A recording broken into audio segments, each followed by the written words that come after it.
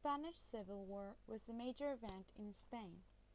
It was a military revolt against the Republican government of Spain while Azaña was still ruling. The Spanish Civil War was led by Francisco Franco with the support of conservative elements during 1936 and 1939.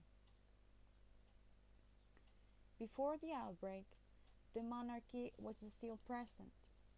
However, Spain was a mess, marked by their inefficiency and corruption. During that time, Alfonso XIII, King of Spain, assumed the power and became increasingly autocratic, meaning that he was considered as the supreme power within the state. As a result of his autocratic views, Alfonso XIII was under constant conflict with the Spanish politicians.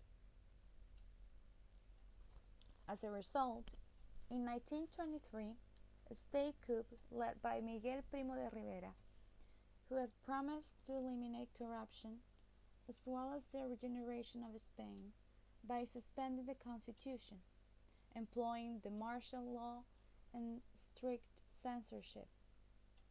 Also, he initially said he would rule for 90 days, but he broke his promise and remained in the power. No social reforms were made. Although he raised the taxes of the most well-off, as they complained, he attempted to raise the money by public loans. However, this situation caused inflation, leading to his resignation in 1930. Then, a provisional government called for elections, in which the Socialist Party had victory through Manuel Azaña, who constantly attacked the church as they were the ones who had the most privileges. Another fact was that Azaña diminished the power of the army. Likewise, his agrarian reforms caused the conservatives to invest in foreign countries. In this way, sparking off a series of economic issues in Spain. Therefore, Azaña's modernization program was undermined by a lack of financial resources. For the first few years, the Republic was dominated by a leftist coalition consisting of socialists and Republicans. The government set out a series of reforms among Spanish society, and with such acts such as the land reforms, the law restriction of the power of the church, which caused the alienation of the rightist elements of Spanish society. On the other hand, the slow progress of the reforms, as well as the division over policies, caused significant disunity within the left wing, provoking riots and strikes. Due to this disunity within the left, the right wing came to power in 1933.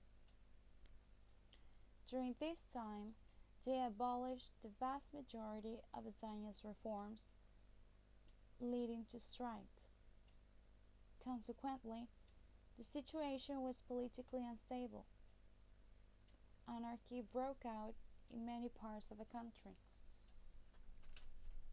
The right became convinced that they were in the middle of a revolution, therefore began to plan a counter-revolution with the military.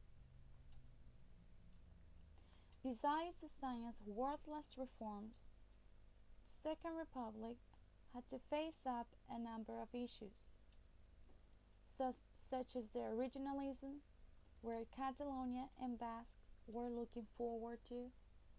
The privileges of the church had been taken away, and in 1930, the Depression had hit hard on Spain, particularly the agricultural side, as they stood up for it. Consequently, this brought the result of the increase in unemployment and the cutting of wages, which became more common. In addition, those who governed Spain had different views. There were many parties on the left side: the communists, in one hand, who wanted the Soviet Union style of life; the socialists, on the other hand, who wanted a stronger control of the economy. Lastly, as a consequence of Azaña's reforms and strikes, Sotelo was murdered, which was the last straw, resulting in the uprising in 1936 by Francisco Franco. Civil War. During the Civil War, Spain was divided into two main sides: the nationalists and the republicans.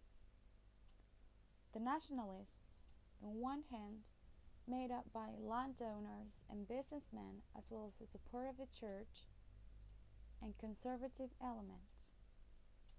On the other hand, the republicans called themselves loyalists, made by peasants and workers.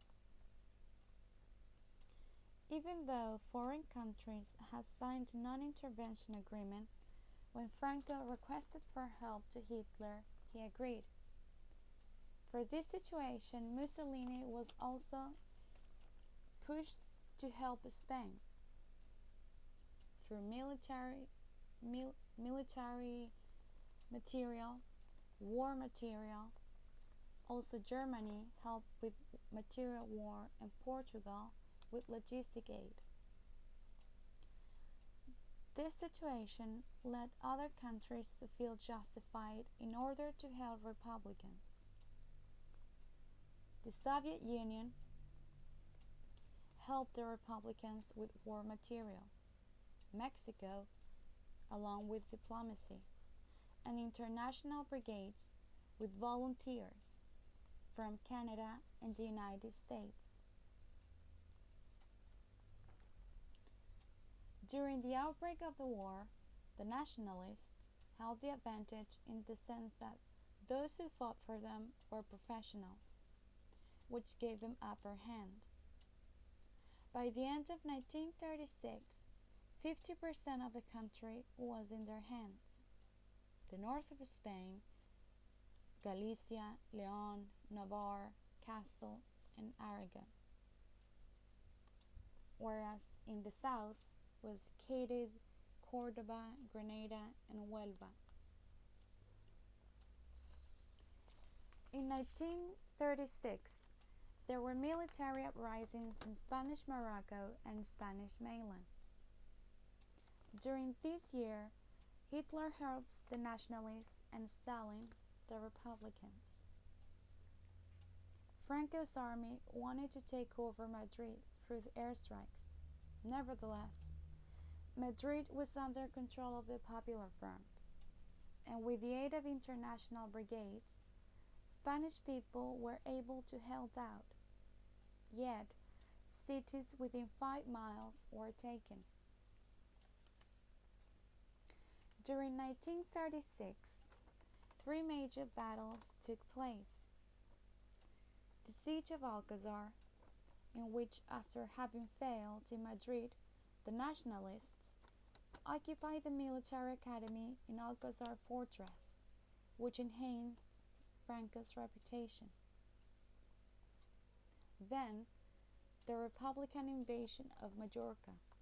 In this battle, Republicans landed on Ibiza. Nonetheless, they failed, as the nationalists had help from the Italian army. As a result, were able to contain any further Republican advance. And lastly, the Battle for Madrid. Nationalists hoped to capture Spain's capital and thus ending the war. Even though nationalists advanced to the university city, the Republicans, with the aid of the Soviet Union and international brigades, were able to hold the nationalists back.